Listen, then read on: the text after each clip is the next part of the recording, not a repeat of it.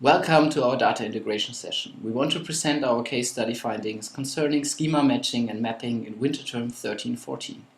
We are the freshly created company, surprise movie platform that was created by merging 3 different companies: an online movie platform and 2 cinema operators. Our presentation is structured in the following way. First of all, we present our initial situation, followed by our mediated schema. Thereupon, we show our data integration procedure, including our Pentaho jobs and 1 sample transformation. Eventually, sample queries and their results are illustrated.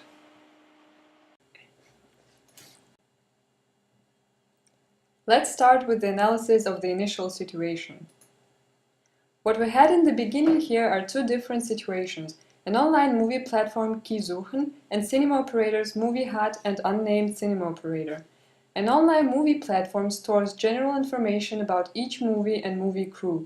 It is possible, for example, to find out which artists participated in each movie and their roles in it, or to check the genre of a movie, while several genres can be associated with each movie.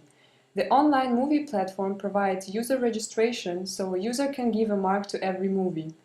Of course, one user can evaluate each movie only once, but the mark can also be updated if the user changes his opinion.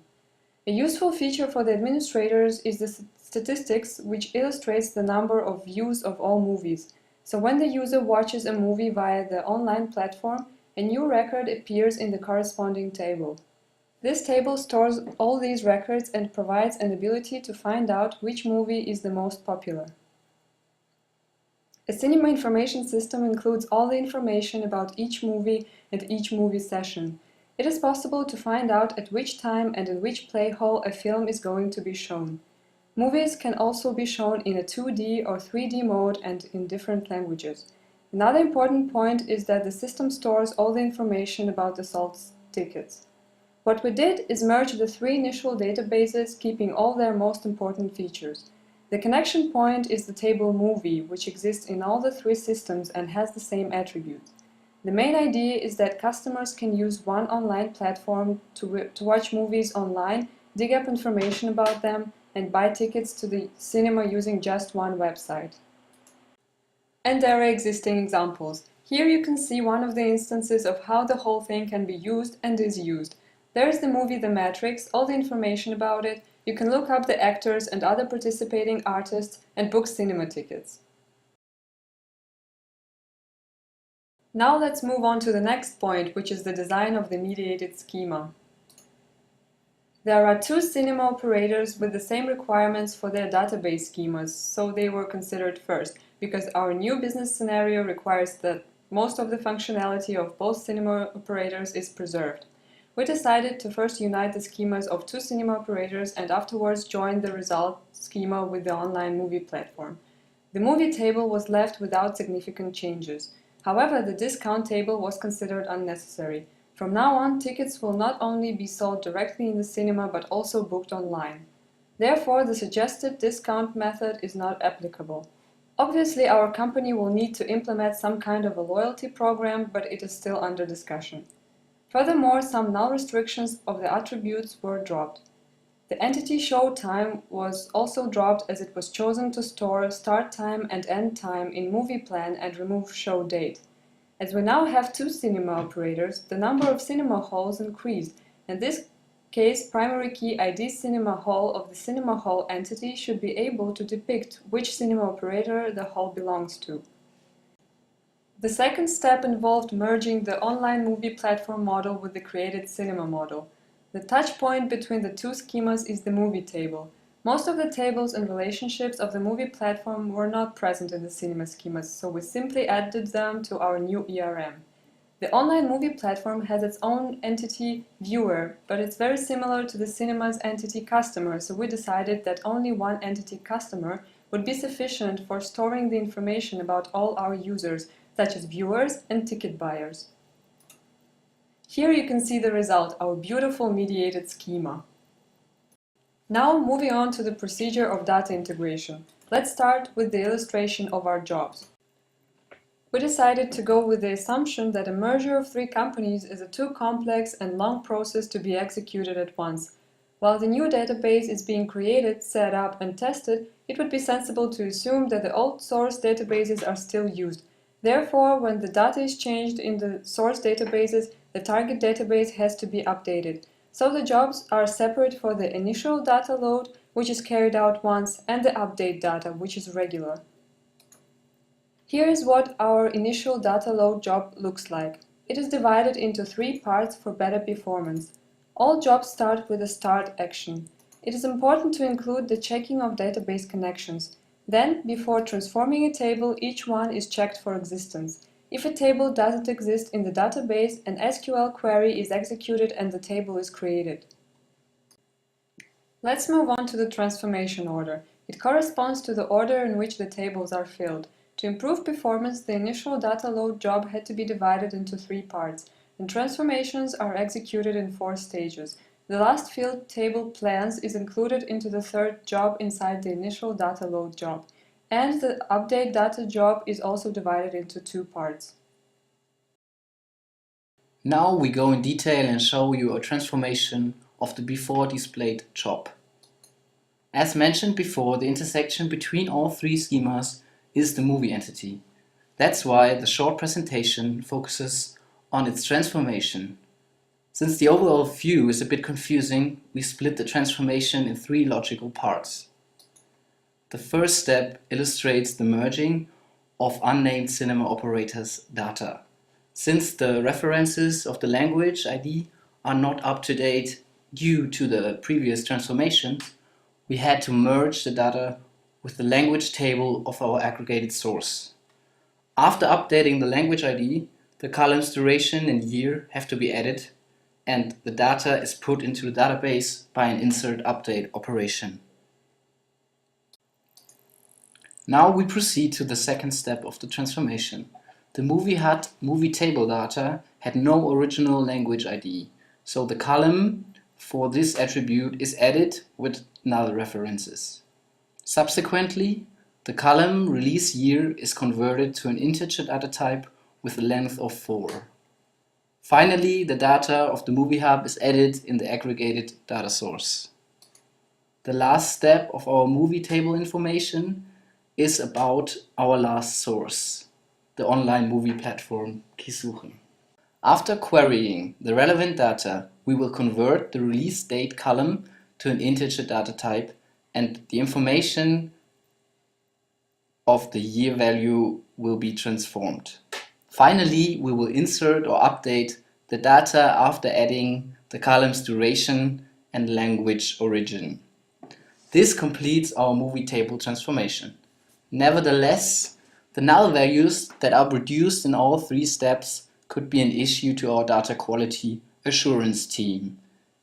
They could retrieve the required data for the original language, duration, and release year from third-party databases and add it with fancy algorithms.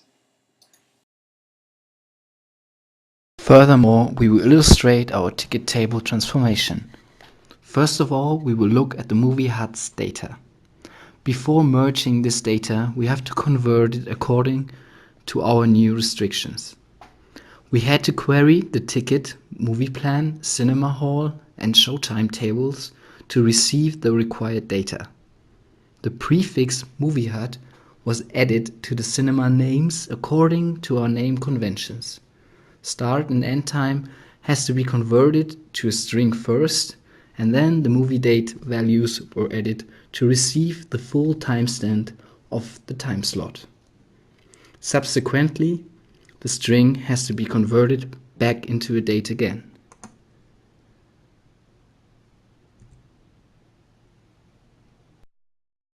To finish the transformation, it is necessary to update the references of movie plan ID, customer name, and cinema hall ID towards the aggregated data source. Before the data insertion or update was executed, the transformation is checking the ticket price to ensure no invalid value. In this case, no negative value is allowed. That rounds up the transformation for the movie HUD's ticket data. Up next is the unnamed cinema operator's ticket data. Initially, the transformation fetches the ticket, cinema hall, and movie table. The prefix unnamed was added to the cinema names according to our naming conventions. Thereafter, the transformation joins the stream with the cinema hall table of our aggregated source in order to get its cinema hall IDs. By gaining the correct IDs, the transformation also joins data for the new movie plan IDs. After updating the referenced IDs, our transformation adds the custom ID column with null values. As before, a check for negative price is executed. Eventually, the transformation inserts or updates new data to the ticket table of our aggregated source. When updating the ticket data, we encountered one problem connected to unnamed cinema operator's data. As you can see in the screenshot, there is no possibility to retrieve the new ticket ID with only the price and time slot value. We decided to not update the table ticket of this data source. Nevertheless, we will store it for data analysis as historical data. We also assume that we will use a new centralized ticket booking system to solve this issue. This problem did not occur with the Movie Hut's data, since their ticket table contained an additional custom ID. This ticket table is updated. Finally, we are going to show you some sample queries which were created to show and prove the functionality of our ETL process and mediated schema. In the queries, we try to display useful business cases and the integrated data from all three sources. After the initial load transformation, we would like to make sure that all data are consistent across the source and target databases. Our update transformation job is intended to make sure that if data changes in the source and changes can also be updated as expected to the target mediated schema. When we insert values in the source, after the update transformation job is done, the updates should appear in the mediated schema as well. For data deletion in source database, there should be no effect upon the mediated schema. We will keep all historical data in the mediated schema. Basically, we created queries to answer the following managerial questions. What are our total sales? And are genres gender specific? We run the identical query on the source and target. The results are expected to be identical. The slide displays the result of our queries. You can see all the results are consistent for our sales figures, except one value. It is because that there is a negative price value from source 11. We treated it as a wrong value and we filtered it out during the transformation. Therefore, the mediated schema database only contains correct data as we expected. The query results are also consistent and identical for genre preference in both source and target database. Thank you for watching the video. We are looking forward to your feedback.